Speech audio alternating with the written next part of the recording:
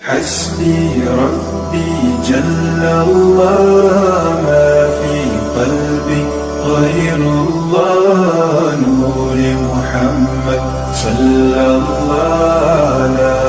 إله إلا الله حسبي ربي جل الله ما في قلبي غير الله نور محمد صلى الله السلام علیکم ورحمۃ اللہ وبرکاتہ۔ الحمدللہ رب العالمین والصلاة والسلام علی خاتم النبیین وعلی آلہ واصحابہ اجمعین، اما بعد فاعوذ باللہ من الشیطان الرجیم، بسم اللہ الرحمن الرحیم۔ وعن رافع بن خدیج رضی اللہ عنہ قال خدم نبی اللہ صلی اللہ علیہ وسلم المدینہ وهم يؤبرون النخل فقال ما تصنعون؟ قالوا كنا نصنعه قال لعلكم لو لم تفعلوا كان خيرا فتركوه فنقصت قال فذكروا ذلك له فقال إنما أنا بشر إذا أمرتكم بشيء من أمر دينكم فخذوا به وإذا أمرتكم بشيء من رأيي فإنما أنا بشر رواہ مسلم۔ قابل احترام ناظرین و سامعین محترم، الحمدللہ اللہ رب العزت کے فضل و کرم سے درس حدیث زجاجۃ المصابیح کی سلسلے وار احادیث آپ کے گوشے گزار کی جا رہی ہے۔ ہمارا جو نیا باب آغاز ہوا تھا، باب الاعتصامی بالکتاب والسنہ، یعنی کتاب اور سنت پر مضبوطی سے جمے رہنے کا بیان ہمارا یہ چل رہا تھا۔ آئیے آج کی حدیث پاک کے راوی حضرت رافع بن خدیج رضی اللہ تعالی عنہ ہیں، جن کے متعلق یہ بتلایا گیا کہ آپ انصاری اور حارثی صحابی ہیں۔ غزوہ احد میں آپ کو ایک تیر لگا تھا، تو حضور پاک صلی اللہ علیہ وسلم نے آپ سے یہ ارشاد فرمایا تھا کہ بروز قیامت تمہارے لیے اس تیر لگنے کا گواہ میں رہوں گا۔ پھر ان کا وہ زخم وقتیہ طور پر بھر چکا تھا، پھر بعد میں چل کر پھر اسی زخم کی وجہ سے ان کو شہادت نصیب ہوئی۔ الغرض عزیزان محترم، حدیث پاک کے راوی رافع بن خدیج رضی اللہ تعالی عنہ ہیں۔ آپ فرماتے ہیں کہ اللہ کے نبی صلی اللہ علیہ وسلم جب آپ مدینہ طیبہ میں تشریف لے آئے، وہم یؤبرون النخل، تو لوگوں کو ایک عمل کرتے ہوئے دیکھا، اور وہ عمل تھا تعبیر نخل، یعنی کہ درختوں کی پیوند کاری کرتے ہوئے آقا علیہ الصلوۃ والسلام نے لوگوں کو دیکھا۔ مطلب یہ ہے کہ وہ لوگ کھجور کی جو فصل وہ لوگ اگاتے تھے، تو ان لوگوں کا یہ عمل تھا کہ نر کھجور کی شاخ یا پھر اس کے پھولوں کو مادہ کھجور کی شاخ یا پھر اس کے پھولوں سے ملا دیا کرتے تھے۔ اور روایتوں میں یہ بھی آتا ہے کہ یہ جو کھجور کا درخت ہے حضرت آدم علیہ السلام کی، جس میں پاک کو بننے کے بعد جو بچی ہوئی مٹی تھی، اس بچی ہوئی مٹی سے اللہ رب العزت نے کھجور کے درخت کو پیدا کیا، تو پھر اس کے اندر بھی انسان کی سی فطرت پیدا ہو گئی کہ جیسا کہ انسان کی تخلیق کے لیے ظاہری طور پر دو انسانوں کا ملنا، یعنی کہ مرد اور عورت کا ملنا لازم و ضروری ہے، اسی طرح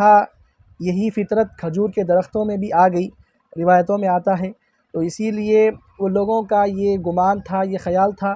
کہ نر کھجور کو مادہ کھجور سے ملانے کی وجہ سے جو ہے سنا فصل اچھی ہوگی اور زیادہ سے زیادہ پھل آئیں گے۔ تو عزیزان محترم، معلوم ہوا کہ درختوں میں بھی نر اور مادہ ہوتے ہیں۔ بعض لوگ جو اس کا علم رکھتے ہیں، اس کی پہچان بھی ان کو ہوتی ہے۔ تو الغرض جب نر کھجور سے مس ہو کر ہوا جب مادہ کھجور کو لگتی ہے، تو لوگ بتلاتے ہیں کہ پھر اس سے جو ہے سنا پھل اگتے ہیں، اور جو ہے سنا پھول آتے ہیں، پھل اگتے ہیں، لوگوں کو جو ہے سنا اس کے جو ہے سنا پھل میسر ہوتے ہیں۔ الغرض عزیزان محترم، لوگوں کو آقا علیہ الصلوۃ والسلام نے دیکھا کہ لوگ اس طریقے کا عمل کر رہے تھے۔ فقال، تو آقا علیہ الصلوۃ والسلام نے فرمایا، ما تصنعون؟ قالوا كنا نصنعه، تم کیا کر رہے ہو؟ تو لوگوں نے کہا کہ ہم ایسے ہی کرتے ہیں، یعنی کہ ہماری یہ عادت ہے کہ ہم کھجور کے زیادہ پھل حاصل کرنے کے لیے، زیادہ سے زیادہ فصل کی پیداواری کے لیے ہم اس طریقے کا عمل کرتے ہیں۔ تو آقا علیہ الصلوۃ والسلام نے ان کو مشورے کے طور پر فرمایا، قال لعلکم لو لم تفعلوا کان خیرا، کہ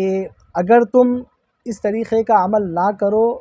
تو بہتر ہوگا، کانا خیرہ، آقا علیہ الصلوۃ والسلام نے فرمایا کہ تمہارے لیے بہتر ہوگا۔ آقا علیہ الصلوۃ والسلام نے یہ جو مشورہ دیا ان لوگوں کو مشقت سے بچانے کے لیے، سب سے پہلی بات تو مشقت سے بچانے کے لیے، کہ وہ ایک مشقت کا ہی کام ہے کہ نر کھجور کی شاخوں کو یا پھر پھلوں کو مادہ کھجور کی شاخ یا پھلوں سے ملانا، یہ ایک مشقت کا کام ہے۔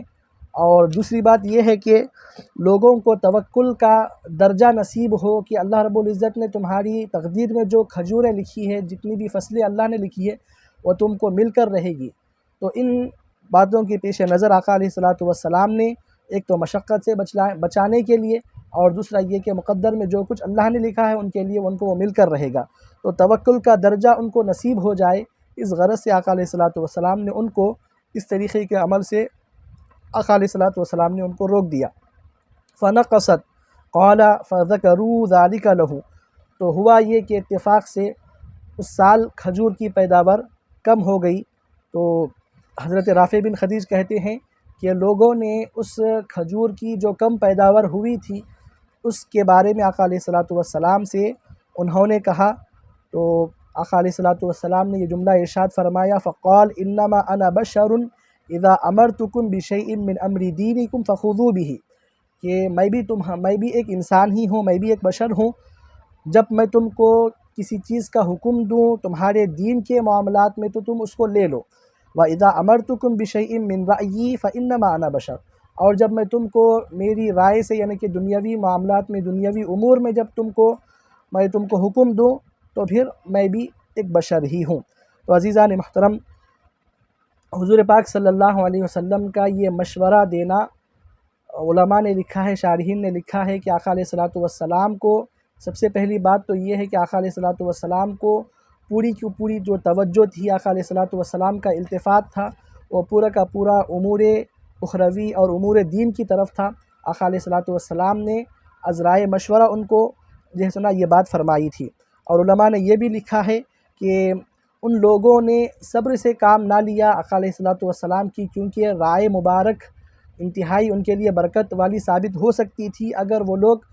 چند دنوں کا نقصان اگر وہ برداشت کر لیتے تو پھر ان لوگوں کے لیے آقا علیہ الصلوۃ والسلام کی اس مبارک رائے کی وجہ سے ان لوگوں کو برکت نصیب ہوتی۔ اور عزیزان محترم، یہ کیوں کر ہو سکتا ہے کہ آقا علیہ الصلوۃ والسلام کو اللہ نے وَعَلَّمَكَ مَا لَمْ تَكُنْ تَعْلَمْ جب اللہ نے فرمایا ہے، تو آقا علیہ الصلوۃ والسلام کو چاہے وہ دینی معاملہ ہو، دنیاوی معاملہ ہو یا اخروی معاملہ ہو، کسی بھی معاملے سے بے خبری کیسے ہو سکتی ہے؟ ہاں، اللہ یہ تھا کہ دنیاوی امور میں آقا علیہ الصلوۃ والسلام کو التفات نہ تھا، توجہ نہ تھی، تو اسی لیے آقا علیہ الصلوۃ والسلام نے یہ فرمایا کہ میں بھی بشر ہی ہوں، اگر تم دنیاوی معاملات میں اگر کوئی چیز رہ جائے تو میں بھی ایک بشر ہی ہوں، یعنی کہ بشر سے کیا ہو سکتی ہے، غلطی ہو سکتی ہے، لیکن آقا علیہ الصلوۃ والسلام کے معاملے میں تو اس طریقے کی ہرگز بات نہیں ہے، آقا علیہ الصلوۃ والسلام سے بے سنا خطا ہرگز نہیں ہو سکتی۔ لیکن آقا علیہ الصلوۃ والسلام نے اس طریقے کا جو جملہ ارشاد فرمایا کہ انما انا بشر واذا امرتکم بشیء من رأیی فانما انا بشر، تو شارحین نے لکھا ہے کہ اس طریقے کا جملہ آقا علیہ الصلوۃ والسلام نے دنیاوی معاملات میں عدم توجہی کی بنیاد پر کہا ہے، ورنہ بے خبری کی بنیاد پر آقا علیہ الصلوۃ والسلام نے ایسا نہ کہا۔ کیونکہ جب ہم دیکھتے ہیں قرآن شریف کی آیات کو جب ہم پڑھتے ہیں، حضرت یوسف علیہ السلام انہوں نے زندگی میں کبھی کاشتکاری نہیں کی تھی، لیکن جب فصل کو بچانے کی بات آئی تو بادشاہ کو مشورہ دیا کہ جو بھی فصل تم اگاؤ گے آگے، چونکہ آنے والے 7 سال جو ہے سنا بڑی ہی وہ قحط سالی کے ہوں گے، تو پھر ان سالوں میں فصل کو محفوظ رکھنے کا یہ طریقہ ہے کہ ان کو ان کے بالیوں میں ہی رکھ دیا جائے، ان کو ان کے جو ہوتے ہیں محفوظ رکھنے کے قدرتی طور پر جو ان کے چیز ہوتی ہے اسی میں اس کو رکھ دیا جائے، تو پھر فصل خراب نہ ہوگی۔ اور اسی طرح حضرت یوسف علیہ السلام نے کبھی بادشاہت نہ کی تھی، لیکن بعد میں چل کر اللہ نے ان کو بادشاہت عطا کی، اور جو ہے سنا مصر کے تمام خزانوں پر ان کو حاکمیت عطا ہوئی۔ تو الغرض عزیزان محترم، بتلانا یہ مقصود ہے، حضور پاک صلی اللہ علیہ وسلم نے یہ جو فرمایا تھا انما انا بشر، یہ آقا علیہ الصلوۃ والسلام کا کمال تھا کہ آپ نے عاجزی اور انکساری کے طور پر جو ہے سنا آقا علیہ الصلوۃ والسلام نے یہ کہا کہ میں بھی بشر ہی ہوں۔ تو اس کا مطلب ہرگز یہ نہیں کہ آقا علیہ الصلوۃ والسلام کو اس سے بے خبری تھی، بلکہ آقا علیہ الصلوۃ والسلام کی عدم توجہی کی بنیاد پر آقا علیہ الصلوۃ والسلام نے اس طریقے کا جملہ آقا علیہ الصلوۃ والسلام نے ارشاد فرمایا۔ کیونکہ ہم دیکھتے ہیں کہ جب یوسف علیہ السلام کو جب زندگی میں کبھی بھی آپ نے کاشتکاری نہیں کی تو پھر فصلوں کے محفوظ رکھنے کا طریقہ اللہ نے آپ کو بتلا دیا تھا، بادشاہت کا طریقہ اللہ نے آپ کو بتلا دیا تھا۔ تو ہمارے نبی تو سید الاولین والآخرین، بلکہ تمام انبیاء کو نبوت اور علم ملا تو ہمارے نبی صلی اللہ علیہ وسلم کے صدقے میں ملا ہے۔ تو عزیزان محترم، یہ ہرگز نہیں ہو سکتا کہ آقا علیہ الصلوۃ والسلام کو ان چیزوں سے بے خبری تھی، بلکہ عدم توجہی کی بنیاد پر آقا علیہ الصلوۃ والسلام نے کہا۔ اور ایک بات یہ ہے، یہاں پر بعض لوگ یہ بھی جو ہے سنا ایک راہ سبیل نکالنے کی کوشش کرتے ہیں کہ دیکھیے آقا علیہ الصلوۃ والسلام نے خود کو بشر کہا ہے۔ تو عزیزان محترم، یاد رکھنا چاہیے کہ خود کو یہ بشر کہنا یہ ہمارے نبی صلی اللہ علیہ وسلم کا کمال تھا، جیسے کہ اللہ رب العزت نے قرآن مجید میں کئی ایک جو ہے سنا ہم کی مثالیں ملتی ہیں۔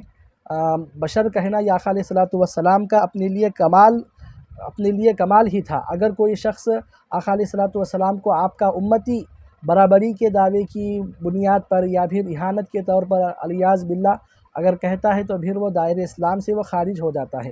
جیسے کہ شیطان نے بھی کہا تھا اہانت کے طور پر کہ جب حضرت آدم کو سجدہ کرنے کے لیے حکم دیا گیا تھا تو پھر اس نے کہا تھا کہ کیا میں بشر کو سجدہ کروں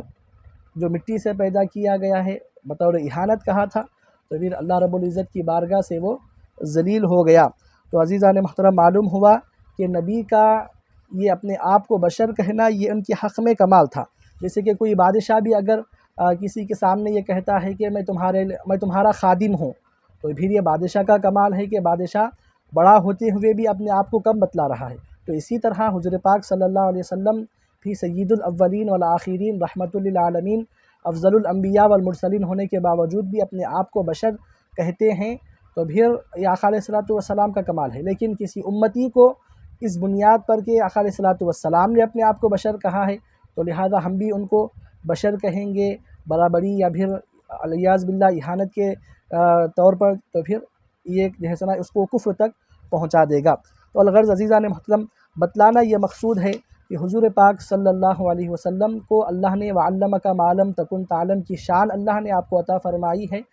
تو پھر آپ ہر چیز سے جو ہے سنا باخبر تھے۔ اور علماء نے جیسا لکھا بھی ہے کہ ان لوگوں نے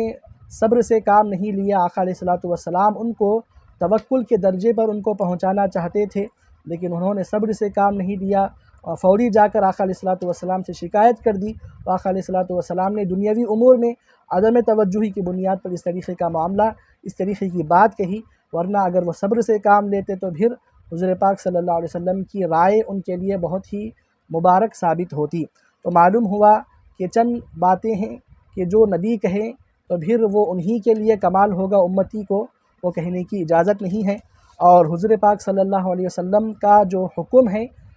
دنیاوی معاملات میں، اس کو قبول کرے یا نہ کرے امتی کو اختیار ہے، لیکن قبول کرنے میں اس کے لیے بہتری ہے، کیونکہ اس میں بھی اس کے لیے دنیاوی اور اخروی فائدہ ہے۔ لیکن دنیاوی معاملات میں علماء نے لکھا ہے کہ اس کو مستحب ہے کہ چاہے تو اس کو قبول کرے یا پھر جو ہے سنا اس کو اختیار ہے قبول کرنے یا نہ کرنے کا۔ لیکن دینی معاملات میں جیسے حضور پاک صلی اللہ علیہ وسلم نے خود ارشاد فرمایا وَإِذَا أَمَرْتُكُمْ بِشَيْءٍ مِّنْ أَمْرِ دِينِكُمْ فَخُذُوا بِهِ، تم اس کو لے لو، یعنی کہ لازمی طور پر دینی امور میں، اخروی امور میں آقا علیہ الصلوۃ والسلام کا جب حکم آ جائے تو پھر ایک امتی کو اس پر عمل کرنا لازم و ضروری ہو جائے گا، کیونکہ دنیاوی امور الگ چیز ہے، لیکن جب دین کے اخروی امور جب آ جاتے ہیں تو پھر وہاں